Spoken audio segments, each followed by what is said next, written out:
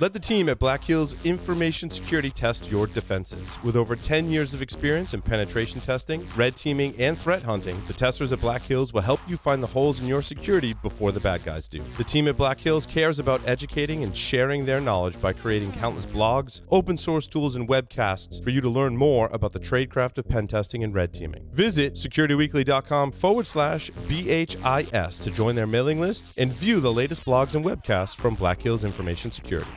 The modern attack surface is vast and permeable, extending from the data center to the cloud and device edge. Security teams are stretched thinner and thinner as they try to cover this ground. The result? More high-profile breaches hit the news every day. Don't let your organization be next. ExtraHop delivers security from the inside out, helping enterprise security teams detect threats up to 95% faster and cut staff time to resolve by 2/3 or more. Act with confidence. Learn more at extrahop.com/securityweekly.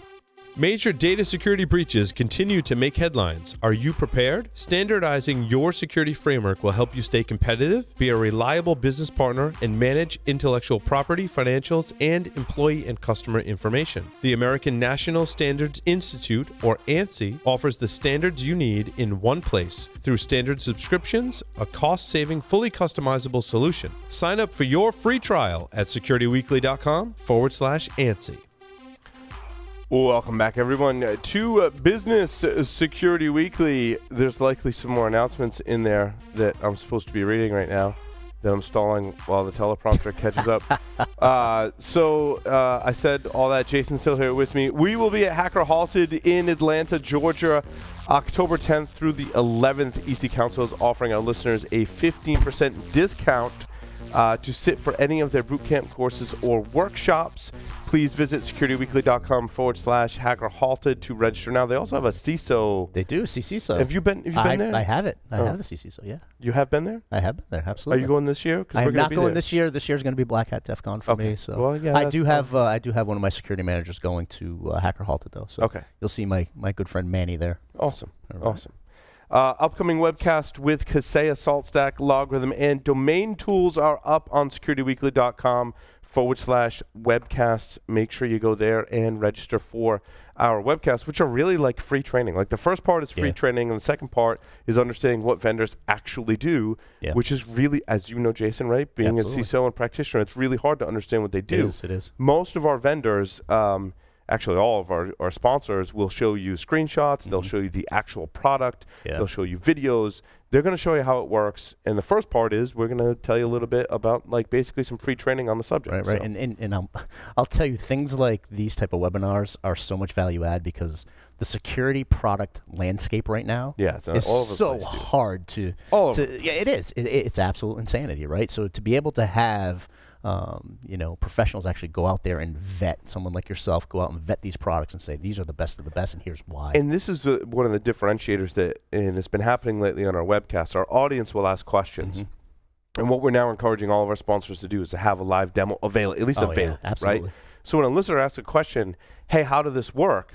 The sponsor can go, oh, here, let me just show you that. Exactly. Like when you do that, you go in here and you look at it. So there's like no blowing smoke. There's no smoke and mirrors. That's right. It's a question, and then the sponsor showing you, here's how it works. Right? Literally within the product. Yeah, that's great. Absolutely great. Huge value add. Absolutely. So you got some stories here. Yes. So kicking into the leadership articles, I grabbed a few stories. The first one I wanted to really jump into, which is something that from a management perspective, I've always kind of had this knack for looking at folks at the individual level, right? So the article is called, and it's from Wharton Business School, and it's called "What Really Helps Employees to Improve." It's not criticism, right? And I think we talked about this before the show last week about how I've been listening to a lot of podcasts from organizational psychologists, and really the whole premise is, how do you make work not suck, right? So it was funny. I was listening to one of the podcasts from Adam Grant, who works for Wharton. He's a professor at Wharton and an organizational psychologist, and he had this podcast with this man named Marcus Buckingham, and he's the head of research and performance at ADP. They know HR, right? And really coming out of it, and he wrote a book. It's called 9 Lies About Work, right? And he co-authored it with an HR leader from Cisco. And what they're trying to push forward is that let's start focusing on strengths. You probably heard of the book, The Strengths Finder. He helped co-write that with Donald Clifton. And it's focusing on the talent theme, right? And having leaders who focus on the individual instead of the expectation, right? This higher level expectation. It's really having a relationship with your employees at the end of the day, right? Yeah. It's knowing the employee, knowing how they react to certain situations, and knowing what their strengths versus weaknesses are, right? You really can't peanut butter that across your entire organization. Yeah. You can't have one set of metrics, right, for your entire team. You just can't do it, right? It doesn't add value. What'll end up happening is you'll be uber critical of some folks, but you're not playing to their strengths. And that's a huge part of what this article was about. And it was talking about that strengths-based movement as a critical change within HR. We have to start shifting our mindset toward that type of mentality when we're dealing with our employees. Really thinking about into the book Good to Great when he talks about level 5 leaders. Yes. And how critical that is to an organization's success, because you don't need to criticize or micromanage level 5 leaders. That's right. Absolutely. 100%. Right. And I mean, a level 5 leader innately practices this, right? Yeah. Because they put the effort and the time in to know the folks that they're working with, right? Correct. Because what motivates me isn't necessarily what's going to motivate you, right? But at the end of the day, you still want that level of outcome from both of us when we're working on a team together. Right. It's interesting that surrounding yourself with level 5 leaders means that your job at the top of the organization is to really set the goals and build the culture. That's right. And all the work will just it gets done by the level 5 leaders, that's right? right. And that's it's really an interesting. It changed the dynamic that I had previously considered. 100%. Like, yeah. And they call it remedial deficit thinking. That's the old school way of doing it, right? Where you look at an individual and say, oh, wait a minute, they're weak in this aspect. Hold on, I have to focus there. No. That's not necessarily the case. No. That does not work, right? Yes. A person's weakness agree. is going to be their weakness. You can help them shore up that weakness. Yep. But in order for them to perform and be high performers, you want to focus on their strengths, right? Because you surround, as a level 5 leader, you're surrounding yourself with the best of the best talent out there, and you're able to identify gaps within your team, so that way you can fill those gaps with all the strengths. Yeah. That's right. Yeah. Absolutely. It took me a while to really, kind of grok that theory, right. but I think it's what enables organizations to really propel and be high performing, high functioning teams. Absolutely. Is just you gotta see it in yourself too. You gotta recognize your weaknesses you really do. and hire for your deficiencies. You honestly do. Talked about on previous shows too. What was interesting is now let's bring that all the way through the entire organization, right? And that's right. Really speaks to having a cohesive team that can carry out the mission to perfection. 100%, really is what the ultimate goal. Not even the goal. It's what ends up happening when you manage that organically. Way. It starts happening. Organically, right? yes. Organically, it starts happening. And I don't know if it'd be perfection that I would say, but toward the outcome that you're trying to achieve, right? Yes. I mean, at the end of the day, you have a mission, you have a vision, you have an outcome that you're trying to achieve. And once you have this group of level 5 leaders working with you to achieve that goal, it starts to organically happen, right? And then as a leader, you only interface in when you absolutely have to, right? To reinforce the culture. To reinforce it, Reinforce the goals. That's really all you're doing. And I would suggest that the listeners actually check out the podcast. It's the podcast is with Adam Grant, and he hosts this podcast called Work Life. And it's it's actually called When Strengths Become Weakness. And they actually they debate each other, which is kind of cool, right? Because between Adam and Marcus, they're kind of going back and forth on different ideas around this. And Adam actually goes out there and says, well, can't that be dangerous if you think that way, right? If you're just solely focused on strengths, and will folks start leveraging them as a crutch and overuse them? And I think that when Marcus came back and actually said, remember, strength is just an activity that empowers you. It's morally neutral. You can do bad with it or you can do good with it. Right. It's your choice to leverage that strength to do good. So we have to remember that too, right? You may have these strengths that you can take advantage of, but if you're just wasting them and you're not doing, you're doing bad by yourself, right? So that's what it is. It's an activity that empowers you. Your strengths are tools that you have available, but you're not necessarily using them. Right. Is that what you mean by don't let your expertise narrow your perspective? Yes, 100%. Yeah.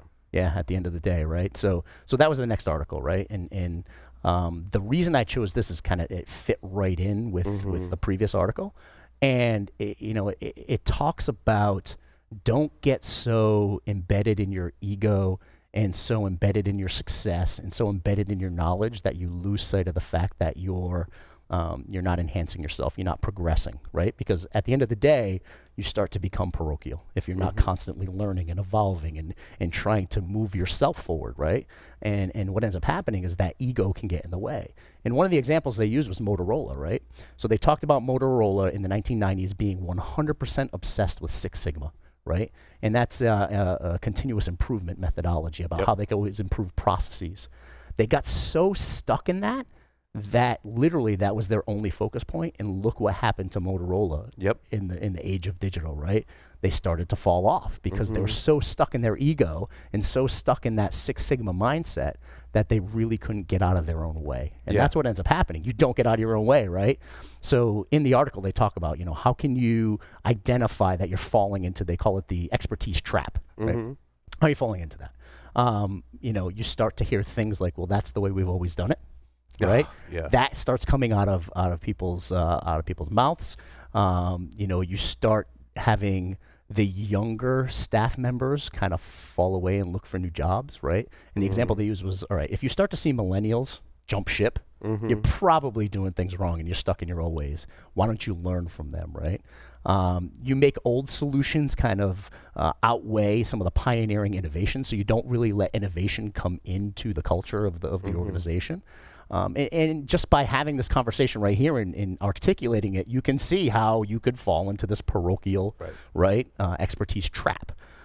So they actually go through and talk about different ways you can start pushing forward to kind of overcome that if you feel like you're getting stuck in that. Number one is check your ego, right? If you're a leader in the organization, you can't be leading with an ego. You just can't, right? Revisit assumptions, make sure you're bringing fresh ideas from the entire organization inbound so you can evaluate them, learn from mistakes, right? Don't sit back and say, you want to know what, I made a mistake, but it's okay, I got this because I know, I'm the best of the best at what I do. No, learn from it. Go back and actually evaluate why you made those mistakes, and really allow your teammates, your team to become innovators and teachers. Allow them to do that, right? Give them the room to make mistakes, but also give them the room to innovate. That's huge. It's interesting in listening to Good to Great, along the lines of what you were saying a little earlier, was he describes, and sometimes in this book, and if you haven't read the book, is it Jim Collins? Jim Collins, right? It's a great book. And sometimes, and I'm listening to the audio, sometimes I feel like he's describing a situation that I am just so close to. That's right. That's right. And when he describes, you have this young, innovative company that then starts to mature at some turning point, goes, oh, we need like real management and real people. We need to mature. And they come in and they trash the culture, essentially. But the way he describes it is so spot on, dude. Like, I mean, people with MBAs and in traditional business, they come in and they enforce the rules, and then there's all this red tape, and then the company does this, and then the founders get, frustrated, and then they want to leave. The culture. I'm like, oh my God, dude, like you just described like so many different companies that we've tracked, maybe some that we've worked for, right, and seen the progression. Yeah, I mean, it's one of those scenarios where if you allow your culture to be consumed by those type of outside influences, which can become inside influences, and then once they do, very quickly, right? And once they do, it's game over. That's right. And I think it's a beautiful thing if you have a very I'll call it a mature culture, right? I don't want to call it a business mature culture. I want to call it an internal mature culture. Right. Not to let that go. Yeah. Right. Allow that innovation to continue to happen. Don't get caught up in the bureaucracy, right? Because if it starts taking you down that path of the expertise gap, right, that trap that you can get into, it may not be worth having those relationships, right? Because it's gonna turn you into the Motorola of the 1990s. Yeah. And that's not where you want to be. No. All right, so one of the last articles I had, future. So this was insanely interesting to me, right? Because number one, I played in the public sector for a while, right? So I know municipal and state government and how it operates, and this was huge, right? It was really along the lines of this big push now for smart cities, And the one thing that caught my eye reading this was the fact that security was not mentioned once, or privacy was not mentioned once in the entire article at all. It's all about all of those benefits. It is, right? And it's all about, let's take the technologies that are out there today, start infusing them into our governments, our local governments, our state governments, right? And have them collect data about public transport, collect data about air quality and about energy production and all of these different things where they're really sending out there the whole IoT thing, right? But I look at it in the public sectors, those things existed, right? You had water departments who had smart valves that they could control with a SCADA system from somewhere else. But now it's about taking all of that data, collecting it, and putting it all together, right?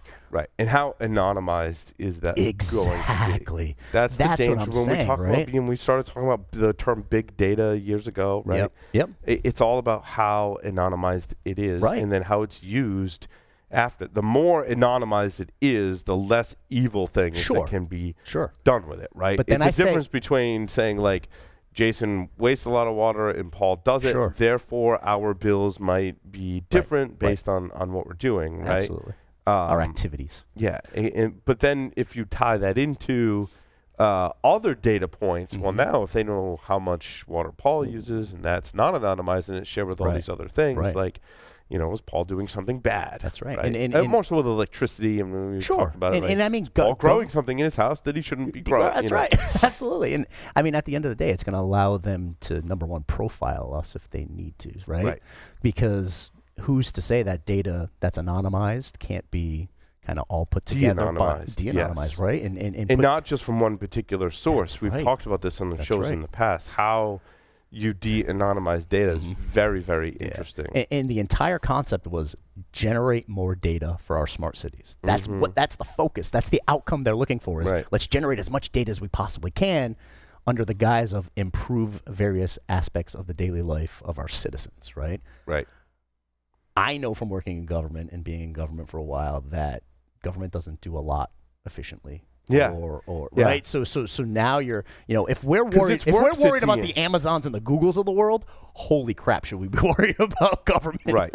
Right. Well, but the way I think of it is, if you've ever been on a college campus, let's say, and you see these there's walkways that are predefined between all the different buildings. And you notice in some, I don't know, at least me like the hacker, I like to notice where people have been walking over the grass and over time have developed a bare spot in the grass that represents a path they were taking. Now, some schools would be like, that's cool, we'll just make that a walkway. A walkway, because it is already. But that's a simple example of studying data and how it can help, that's right. In the smarter cities, right? But how many municipalities have you been in where you see that same situation when there's a bare path and it's just nothing's being done? My point is they could have the data and not act upon it. Like, having data is great, but you have to take action. Or you act upon it in the wrong fashion, right? Because if they take that same path concept and they say, they plant wait a grass minute, and put signs up. No, don't walk here. No, Jason Albuquerque walks across that path every single day. He's the one causing the path. Maybe I need to tax Jason Albuquerque. Yes, a little more. Yeah, Jason Albuquerque, he's going to pay for that grass. He's going to pay for that walkway. And the sign that we now have to put up to say, don't walk here. That's my bigger fear. Yes. My bigger fear is it starts getting used to close gaps in finances and taxes and those type of things. And it's not the intent, this nirvana intent that's in this article, because they could take it and use it for other things. That's my bigger fear about this, right? So. Well, Jason, thank you very much for doing BSW this week. Business Security Weekly is now complete for this week. Thank you, everyone, for listening and watching. We'll see you next time.